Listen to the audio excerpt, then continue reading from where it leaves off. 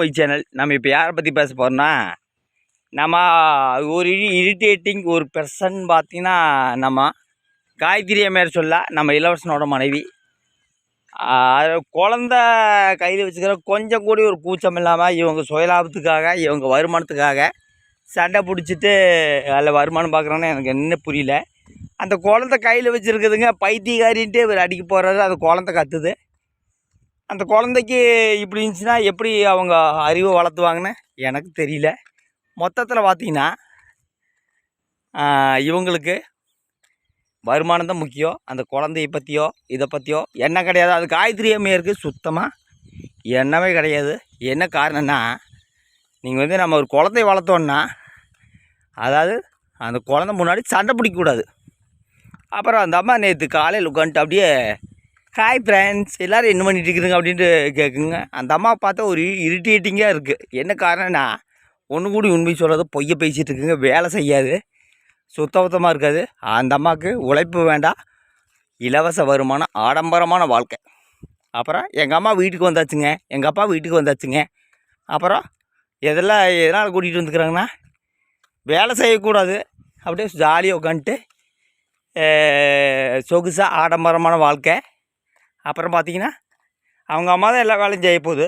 பேருக்கு அவரைக்காய் பொரியல், பீன்ஸ் பொரியல். யார் இதெல்லாம் கேட்டது எனக்கு புரியல. பொதுவாக யூடியூப்பில் கோமாளித்தனம் தான் நிறைய இருக்குதுங்க. அதாவது ஒரு ஃபேமிலி யூடியூப்பராக இருந்தால் நல்ல நல்ல வீடியோ போடலாங்க. ஆனால் இந்த காயத்ரி அம்மையார் மாதிரி ஒரு மனைவி ஒரு வீட்டுக்குள்ளே இருந்துச்சுன்னா எந்த கடவுளும் வேலைக்கே போக மாட்டாருங்க. என்ன காரணம்னா, உழைச்சி சாப்பிடணும், இல்லை கணவருக்கு ஐடியா கொடுக்கணும், இல்லை பிஸ்னஸ் பண்ணுறக்கு ஐடியா கொடுக்கணும். ஆனால் இந்த அம்மா என்னமோ மில்லியன் கணக்கு பிஸ்னஸ் பண்ணுற அளவுக்கு பில்டப் கொடுத்துட்டு தான் பேசிகிட்ருக்கு. அப்போ நம்ம இளவரசனை பற்றி சொல்லணும்னா, அவர் கொஞ்சம் ஒழுக்கம் தான் எப்படின்னு எனக்கு என்னென்ன புரிய மாட்டேன். ஒழுக்கத்தை எப்போ தான் கற்றுக் கொடுப்பாங்க தெரியல. மனைவி போய் அட பைத்தியக்காரின்னு டைட்டில் போட்டு அந்த குழந்த பக்கத்தில் இருக்குது, அதை வச்சு மனைவியை அடிக்க போகிறார்.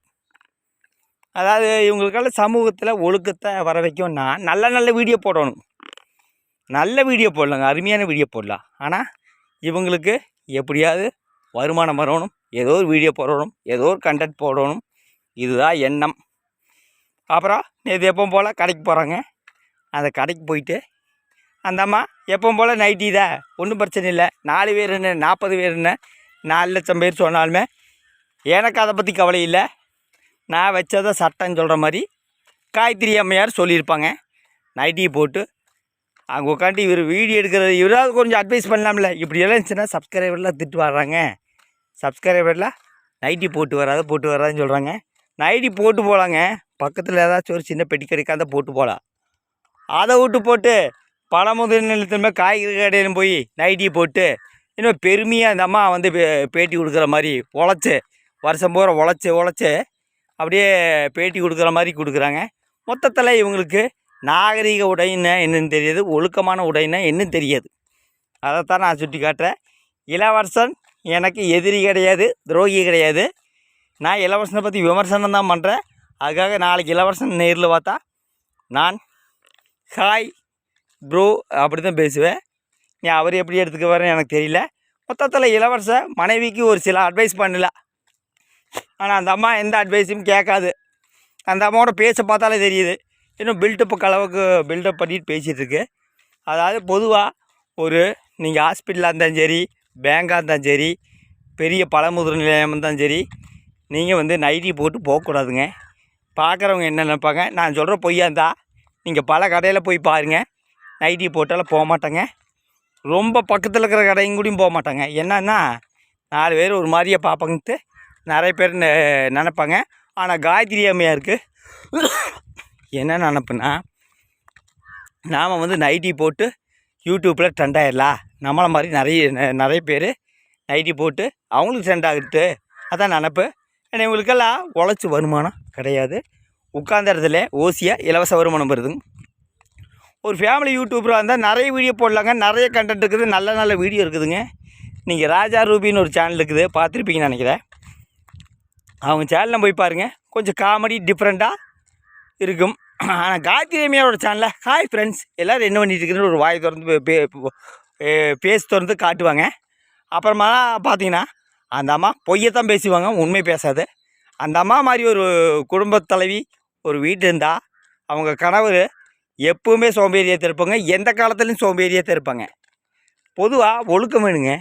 இந்த அம்மா ஒழுக்கம் இல்லாமல் காண்ட இடத்துக்கு போய் நைட்டி போட்டு வீடியோ எடுத்து யூடியூப்பில் அப்லோடு பண்ணுது. 4 பேர் கேட்கத்தான் செய்வாங்க, 4 பேர் பேசத்தான் செய்வாங்க. இவங்க எதில் அப்லோடு பண்ணுறாங்கன்னா வலைதளத்தில். எதுக்காக? வருமானத்துக்காக. அப்போ பேசத்தானே செய்வாங்க, கேட்கத்தானே செய்வாங்க.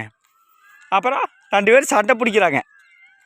மொத்தத்தில் பார்த்தீங்கன்னா இவங்களுக்கு இலவச வருமானம் அதிகமாக தேவைப்படுது, ஃப்ரீ மணி இன்கம் அதிகமாக தேவைப்படுது. ஆனால் அது ஒழுக்கம் இல்லாமல் தான் தேவைப்படுது, ஒழுக்கத்தோடு கிடையாது. பார்க்குற சப்ஸ்கிரைபர் தான் முட்டாளாக இருக்கிறீங்க. அது நிறைய பேர் இன்னும் முட்டாளாக தான் இருப்பீங்க. ஏன்னா இவங்க நல்ல நல்ல வீடியோ போட்டால் யாரும் கேட்க மாட்டாங்க. இந்த பைத்தியக்காரி அறிவு கட்டவலை குழந்தை கையில் வச்சு அடிக்கிறாங்க. அப்புறம் இளவரச நேற்று ஒரு போஸ்ட் போட்டிருந்தார் ஒரு பையன். அந்த பையன் யாருன்னு எனக்கு தெரியல, அது அவரோட பையனான்னு எனக்கு தெரியல. அது ஆதிரன் இல்லைன்னு தான் நான் நினைக்கிறேன். கொஞ்சம் வளர்ந்த பையனாக இருக்கிறாங்க. அந்த பையனுக்கும் இளவரசனுக்கும் என்ன சம்மந்தம்னு எனக்கு தெரியல. அது இளவரசன் எப்போ விளக்குவார்னு தெரியல. நிறைய பேர் கேட்குறாங்க இளவரசனோட பையன்னு. எனக்கு தெரியாது, எனக்கு தெரியாத விஷயத்த நான் சொல்ல மாட்டேன். மொத்தத்தில் காயத்ரி அம்மையார் நினச்சிருக்கிறாங்க நாம் போடுறதெல்லாம் ஒழுக்கமான வீடியோ, அந்த வீடியோ இந்த வீடியோன்ட்டு. மக்களெல்லாம் காயத்தான் துப்பியிருப்பாங்க. ஒரு 15 நிமிஷம் வீடியோ போட்டிருப்பாங்க நேற்று. எங்கள் அம்மா வந்தாச்சுங்க, எங்கள் அப்பா வந்தாச்சுங்க, ஆனால் எங்கள் கணவர் என்ன பண்ணிகிட்டு இருக்கிறேன்னா அவரை காணுங்க. அப்புறம் அதுக்கு முன்னத்த நாள் என்னை நீங்கள் கூட்டிகிட்டு வரணுங்க, நான் வந்து வீட்டுக்கெல்லாம் வரமாட்டேன், என்னை ஃப்ளைட்டு வச்சு தான் கூட்டிகிட்டு வரன்ட்டு ஒரு பில்டப் போட்டு பண்ணியிருப்பாங்க. மொத்தத்தில் இந்த அம்மாவுக்கு ஒரு நாலேஜ் கிடையாது. நாலேஜ் இருந்தால் ஒரு இடத்துக்கு இந்த மாதிரி ட்ரெஸ் போட்டு போகணும், அந்த மாதிரி ட்ரெஸ் போட்டு போகணும் ஒன்று இருக்குதுங்க, நாகரிகம் இருக்குது. இந்த அம்மாவுக்கு எந்த காலத்துலேயும் எந்த ஜென்மத்திலும் நாகரிகம் வராது. என்ன காரணம்னா நாகரிகமாக இருந்துச்சுன்னா இந்த அம்மா என்ன பண்ணியிருக்கு, கணவருக்கு அட்வைஸ் பண்ணி ஒரு பிஸ்னஸோ இல்லைன்னா நல்ல வேலைக்கோ அனுப்பிச்சிருக்கலாம். ஆனால் இவங்களுக்கு தேவை மக்களோட இலவச ஆடம்பரமான வருமானம். அது எத்தனை நாளைக்கு நிலைக்குன்னு தெரியல. அந்த பையன் முன்னாடி தயவுசெய்து சண்டை பிடிக்காதீங்க, ஒழுக்கமான வீடியோ போட்டு நல்ல வீடியோ போடுங்க. அது நீங்கள் கேட்க மாட்டேன்னு எனக்கு தெரியும். ஓகே, அடுத்த வீடியோவில் சந்திக்கிறேன். நன்றி, வணக்கம்.